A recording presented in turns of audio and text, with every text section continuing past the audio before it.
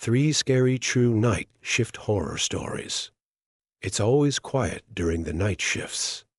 The kind of silence where you can hear the hum of a distant streetlight flickering or the distant hum of the vending machine from the break room. Most of the time, it's peaceful, predictable. It's just you, a few stragglers, and the long, endless hours stretching ahead. But every so often, things take a turn, and suddenly, that quiet is shattered. You realize that when the sun goes down, something else takes over. And not all of it is friendly. Story 1. The Vanishing Customer. It's a.m. at a 24-hour convenience store, and I'm wiping down the counter, trying to keep my mind off the clock. Another slow night. There's no one around except for a few tired truckers, maybe a college student or 2 running on caffeine. I thought it would be just another uneventful shift. But then he walked in. A man, tall, well-dressed in a crisp black coat and boots, stepped into the store like he owned it. It was odd, given the time and the place. This wasn't a store for well-groomed individuals. But something about him seemed different. He wasn't here to buy anything. He just stood there, staring at the shelves, almost as if he was waiting for something. I tried to ignore him at first, assuming he'd eventually make his way to the counter, but he didn't. I caught him glancing up at me, then back to the shelves, and then he began to walk slowly toward the aisle where I was restocking the shelves. He didn't say a word, just watching, walking as if he had all the time in the world.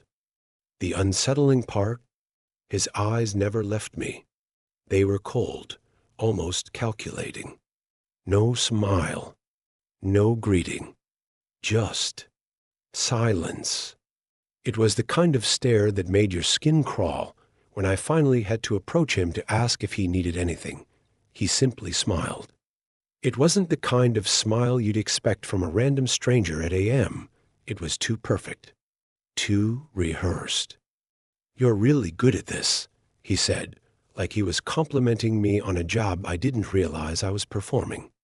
"You don't get many people who handle the late shift as well as you." I smiled politely, trying to shake the eerie vibe that had settled in my chest. But he didn't leave. Instead, he asked where I lived, if I liked my job, and all sorts of questions that, in hindsight, felt more like an interrogation. At first, I thought maybe he was just lonely, but something deep in my gut told me I was wrong. I asked him if he needed anything, and he gave me a curt shake of his head. No, he didn't need anything. Then, just as quickly as he had appeared, he turned to leave. Without a word, he laid down a crisp $100 bill on the counter, making sure I saw it clearly before stepping out into the night. As the door closed behind him, I couldn't shake the feeling that something was wrong. Like he had been waiting for something, watching me. It felt like I had narrowly avoided a trap. The next day, I dismissed it. Maybe I was just imagining things. But when I was heading home that night, I saw the same man across the street, standing by his black van. His eyes were locked on me as if waiting for something. He was staring, unmoving, for what felt like hours. He didn't speak. He didn't move. Just stood there, watching. I turned around and walked the long way home that night, trying to shake off the uneasy feeling that followed me.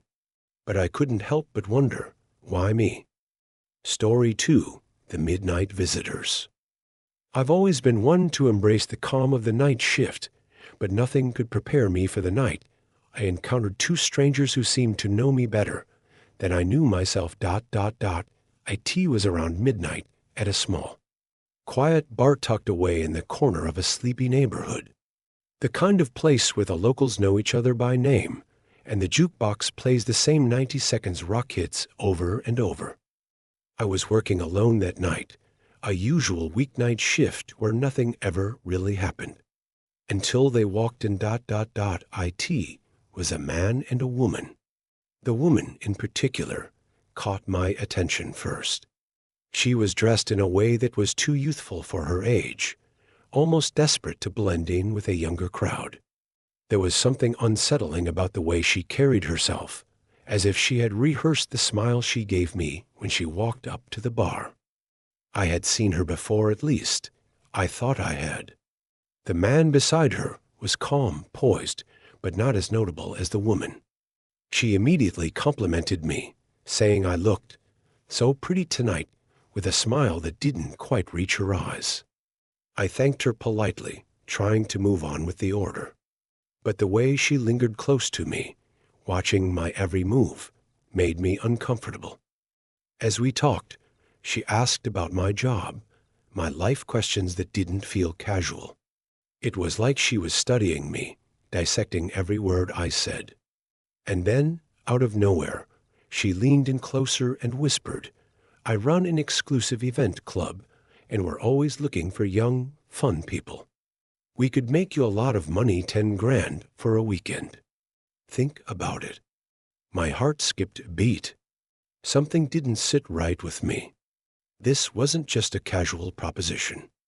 I could feel the pressure in her voice, the urgency beneath the surface. "No thanks," I said, forcing a smile. "I'm good here."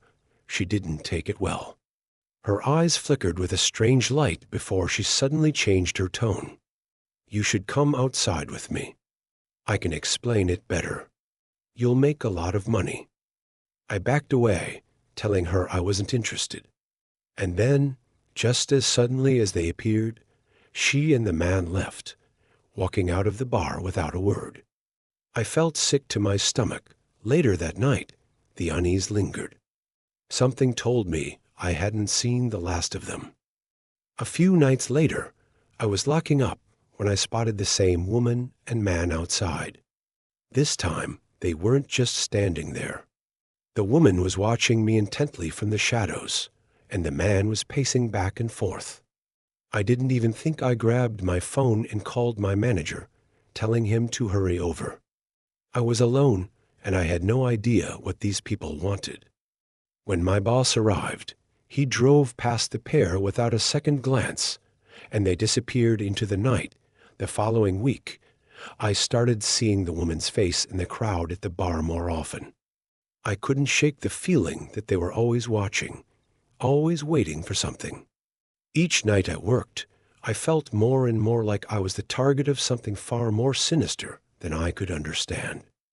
Story 3. The night I knew I wasn't alone. The last story is a more recent experience, and it's one that still haunts me. I had been working the night shift at a popular gas station along a quiet stretch of highway. It wasn't the most glamorous job, but it paid the bills. The regulars were few and far between, mostly truckers passing through, with the occasional late-night traveler. The quiet was my constant companion until that night. It was just past a.m., and I was finishing up a few routine tasks when I noticed something strange. A car pulled into the lot. I didn't think much of it at first, until I saw the man standing next to the pump. He wasn't filling up, just standing there, staring at me. His hood was up, and his hands were buried deep in his pockets. Something about his posture made my heart race. He wasn't acting like someone who had just pulled in to grab gas. No, he was watching me intently. I tried to ignore him at first, hoping he'd get the hint, but then he walked inside. He didn't approach the counter right away. He stood in the middle of the store, his eyes fixed on me, as if he were sizing me up. When he finally approached, his story didn't add up. He said his car broke down just beyond the pumps and that he needed help. But when I asked for more details, he hesitated, looking me up and down. Then it hit me there was something wrong with this guy. I politely told him I would call a tow truck, but he refused. The situation felt off. My stomach twisted as I walked towards the back to get my phone, but before I could even reach it, I hit the panic button under the counter. The change in the man's demeanor was instant. His nervous energy disappeared. His body relaxed, and he flashed me a knowing grin. It was too calm, too planned. In that moment, I knew I wasn't dealing with an ordinary customer. He bolted for the door. By the time I checked the monitors, the man and his accomplice were gone. The car, however, was still there. The whole thing was a setup, and the car had been stolen. No one had come forward to claim it. No one had even noticed the third person hiding behind the vehicle until the police arrived. I'll never forget the chill that ran down my spine that night. That was the last night I ever worked a night shift.